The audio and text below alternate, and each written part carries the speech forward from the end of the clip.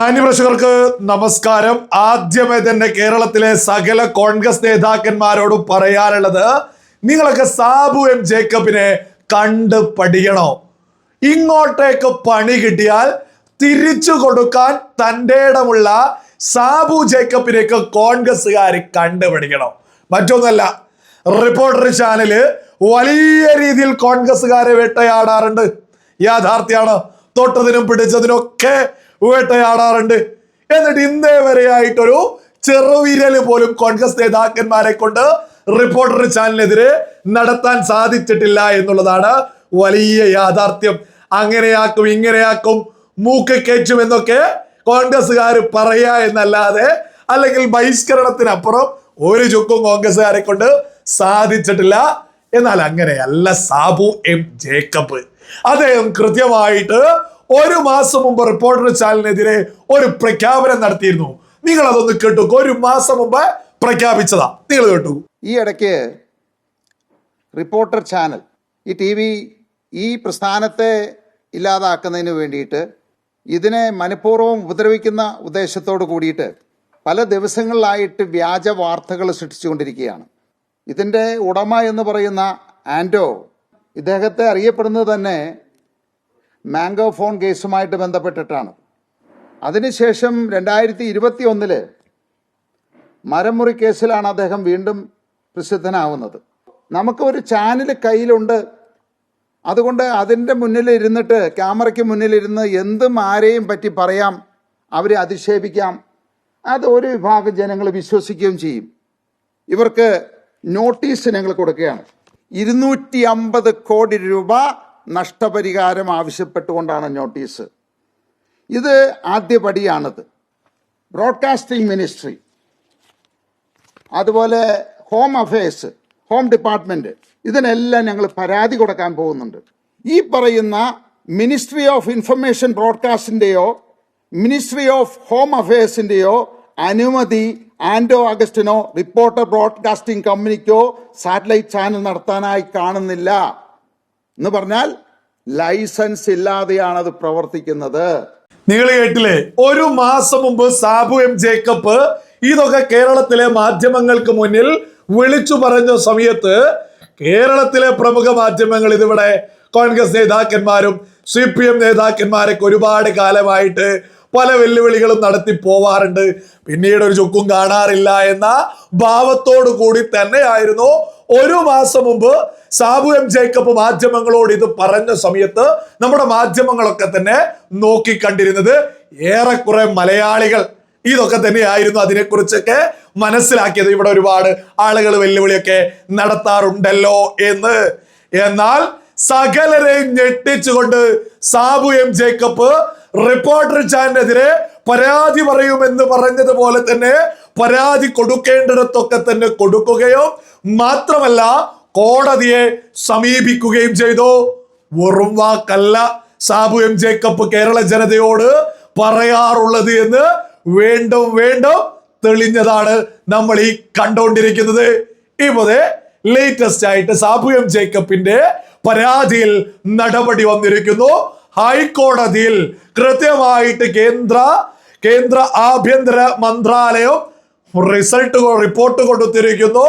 സുരക്ഷാ ക്ലിയറൻസോ ലൈസൻസിങ് സംവിധാനങ്ങളോ ഈ ചാനലിന് ഇല്ല എന്ന് പറഞ്ഞുകൊണ്ട് ഹൈക്കോടതിക്ക് മുന്നിലേക്കാ കൊടുത്തിട്ടുള്ളത്.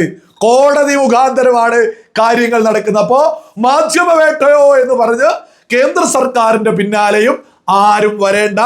ഇതുമായി ബന്ധപ്പെട്ട് ലേറ്റസ്റ്റ് ആയിട്ട് ഇക്കഴിഞ്ഞ മണിക്കൂറിൽ സാബു എം ജേക്കബ് എന്താണ് പറയുന്നത് എന്ന് നിങ്ങളൊന്ന് കേട്ടു. ഓരോ വാക്കുകളും കൃത്യമായിട്ട് കേട്ട് മനസ്സിലാക്കാൻ മാത്രം ഉണ്ട്.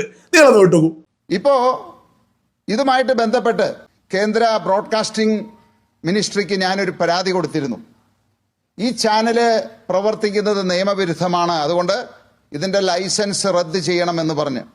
അതിന്റെ അന്വേഷണത്തിന്റെ ഭാഗമായിട്ടായിരിക്കാം ഇപ്പോ നികേഷിന്റെയും വൈഫ് റാണിയുടെയും പേരിലുള്ള Indo Asian news channel private ലിമിറ്റഡിന്റെയും ദേശീയ സുരക്ഷാ ക്ലിയറൻസ് റദ്ദ് ചെയ്തിരിക്കുകയാണ്. കാരണം ദേശീയ സുരക്ഷാ ക്ലിയറൻസ് കൊടുക്കുമ്പോഴും ബ്രോഡ്കാസ്റ്റിംഗ് ലൈസൻസ് കൊടുക്കുമ്പോഴും അവരത് മാറ്റം ചെയ്യാൻ പാടില്ല. നിയമങ്ങൾ ലംഘിച്ചു കഴിഞ്ഞാൽ ആ ക്ലിയറൻസ് റദ്ദ് ചെയ്യുമെന്ന് വ്യക്തമായിട്ട് പറയുന്നുണ്ട്. അപ്പോൾ ഇപ്പോഴത്തെ സാഹചര്യത്തിൽ നികേഷിന്റെ പേരിലുള്ള Indo Asian news channel private ലിമിറ്റഡിന്റെ ദേശീയ സുരക്ഷാ ക്ലിയറൻസ് റദ്ദ് ചെയ്തിരിക്കുകയാണ്. അവർക്ക് ഏതെങ്കിലും കാരണം ബോധിപ്പിക്കാനുണ്ടെങ്കിൽ ഏപ്രിൽ മാസം 2-നുള്ളിൽ ബോധിപ്പിക്കണമെന്ന് പറഞ്ഞ് ഷോക്കോസും കൊടുത്തിട്ടുണ്ട്. അപ്പൊ ഇവിടെ 2 ഗുരുതരമായ കുറ്റമാണുള്ളത്. ഒന്ന്, ഇൻഡോ ഏഷ്യൻ ന്യൂസ് ചാനലിന്റെ പേരിലുള്ള ദേശീയ സുരക്ഷാ ക്ലിയറൻസും ബ്രോഡ്കാസ്റ്റിംഗ് ലൈസൻസും വെച്ച് വേറെ ആർക്കും അത് നടത്താനായിട്ടുള്ള അവകാശമില്ല. എന്നിരിക്കെ കഴിഞ്ഞ 2 വർഷമായിട്ട് എല്ലാ നിയമങ്ങളും കാറ്റിൽ പറത്തി, എല്ലാ നിയമങ്ങളും ലംഘിച്ചുകൊണ്ട് ഈ റിപ്പോർട്ടർ ചാനൽ ആൻഡോ അഗസ്റ്റൻ ബ്രദേഴ്സ് നടത്തുകയായിരുന്നു. ഇപ്പോൾ അതിന് ഉപരിയായിട്ടാണ് ഇൻഡോ ഏഷ്യൻ ന്യൂസ് ചാനലിന്റെ കൂടി ദേശീയ സുരക്ഷാ ക്ലിയറൻസ് ആഭ്യന്തര മന്ത്രാലയം റദ്ദ് ചെയ്തിരിക്കുന്നതായി ഇന്നലെ ഹൈക്കോടതിയെ അറിയിച്ചത്. അപ്പൊ അതുകൊണ്ട് ഒരു നിമിഷം പോലും ഈ ചാനൽ പ്രവർത്തിക്കാൻ നിയമപരമായിട്ട് അനുവദിക്കുന്നില്ല. നിങ്ങൾ കേട്ടില്ലേ, ഒരു 1.5 പണി തന്നെയാണ് സാബു എം ജേക്കബ് റിപ്പോർട്ടർ ചാനലിന് അങ്ങ് വെച്ചു കൊടുത്തത്. നികേഷിന്റെ കയ്യിൽ ഭാര്യയുടെ ഒക്കെ പേരിലായിട്ട് ഈ പറയുന്ന ലൈസൻസും ദേശീയ സുരക്ഷാ ക്ലിയറൻസ് ഒക്കെ ഉണ്ടായിരുന്നു. എന്നാൽ ഈ 2022 മുതൽ രാജ്യത്ത് ഒരു തരത്തിലും ആ ഒരു ലൈസൻസ് ലീസിനെടുത്ത് മറ്റൊരാൾക്ക് നടത്താനോ കാര്യങ്ങൾക്കോ പറ്റില്ല. ഈ പറയുന്ന റിപ്പോർട്ടർ ചാനല് നികേഷിന്റെ അടുത്തുനിന്ന് വാങ്ങിയത് കൊണ്ട് തന്നെ ആ ലൈസൻസ് ഉൾപ്പെടെ വാങ്ങിയെന്ന രീതിയിലായിരുന്നു മുന്നോട്ടൊക്കെ പോയിരുന്നത്. എന്നാൽ ഇപ്പൊ പണി കിട്ടിയിരിക്കുന്നത് ഈ നികേഷിന്റെ കയ്യിലുള്ള ലൈസൻസുകളും റദ്ദ് ചെയ്തിരിക്കുന്നു. മാത്രമല്ല, നിലവിലൊരു ലൈസൻസ് ഇല്ലാതെയാണ് റിപ്പോർട്ടർ ചാനല് മുന്നോട്ട് പോകുന്നത് എന്നുള്ളതും വളരെ വ്യക്തമാക്കി കഴിഞ്ഞിരിക്കുന്നു. ദേശീയ സുരക്ഷാ ക്ലിയറൻസ് ഒക്കെ ഇല്ല എന്ന് പറയുന്നത് രാജ്യത്തിന് തന്നെ അപകടമെന്ന രീതിയിലേക്കാണ് എന്നുള്ളതും സാബു എം ജേക്കബ് കൃത്യമായിട്ട് മുന്നോട്ട് വെച്ചിരിക്കുന്നു. ഇത്തരത്തിൽ റിപ്പോർട്ടർ ചാനലിനെതിരേക്ക് സാബു എം ജേക്കബ് ഒക്കെ നടപടിയെടുക്കുമ്പോ ഒരു പരാതിയൊക്കെ കൊടുത്ത് അതിന്റെ പിന്നാലെ നടന്നു കഴിഞ്ഞാൽ ഇവിടെ ഏത് കൊടി കുത്തിയ വമ്പരെയും മുട്ടുകുത്തിക്കാം എന്നുള്ളത് കൂടിയാണ് സാബു എം ജേക്കബ് ഇപ്പോ തെളിയിച്ചിരിക്കുന്നത്. നമുക്കറിയാം, കേരള സർക്കാരും ഇടതുപക്ഷമൊക്കെയാണ് ഈ എല്ലാവരും ടൈപ്പിലാണ് ഈ സംവിധാനം ചാനൽ ഇങ്ങനെ മുന്നോട്ടൊക്കെ പോകുന്നത്. എന്നിട്ട് പോലും ഇവിടെ ലൈസൻസും കാര്യങ്ങളൊക്കെ ഇല്ലാതെ തോന്നിയതുപോലെ ഒരാൾക്കും പ്രവർത്തിക്കാനൊന്നും സാധിക്കില്ല എന്നുള്ളത് കൂടിയല്ലേ നമ്മൾ ഇതിലൂടെയൊക്കെ അങ്ങ് തിരിച്ചറിയേണ്ടത്. പ്രത്യേകം എടുത്തു പറയാണ്, ഇത്തരം നെറുകേടുകളൊക്കെ ആയിട്ടും ഇതുവരെ ഇതിന്റെ ഒന്നും മുകളിലേക്ക് കേന്ദ്ര സർക്കാർ ഒന്നും കൈവെക്കാത്തത് രാജ്യത്ത് മാധ്യമ വേട്ടയാണോ എന്ന ദുഷ്പേര് ഇല്ലാതിരിക്കാൻ വേണ്ടിയിട്ടാണ് എന്നുള്ളത് കൂടെ മുന്നോട്ട് വെക്കുകയാണ്. ഈ ഒരു വിഷയവുമായി ബന്ധപ്പെട്ട് കൃത്യമായിട്ട് സാബു എം ജേക്കബ് പരാതികള് നമ്മുടെ മിനിസ്ട്രി ലെവലിൽ കൊടുത്തു, ഹൈക്കോടതിയെ സമീപിച്ചു. ഇതിലൂടെയൊക്കെ തന്നെ കൃത്യമായ റിസൾട്ട് വന്നു. തോന്നിയതുപോലെയൊന്നും നമ്മുടെ നാട്ടില് ആർക്കും മുന്നോട്ട് പോവാൻ സാധിക്കില്ല എന്നുള്ളത് കൂടെ സാബു എം ജേക്കബ് അങ്ങ് തെളിയിച്ചിരിക്കുന്നു. മറ്റൊരു യാഥാർത്ഥ്യം കൂടിയുണ്ട്. മറ്റുള്ള രാഷ്ട്രീയ പാർട്ടികളെ പോലെ അല്ല സാബു എം ജേക്കബും NDA എന്ന് കൂടെ കേരള ജനത ഇതിലൂടെ തിരിച്ചറിയാം.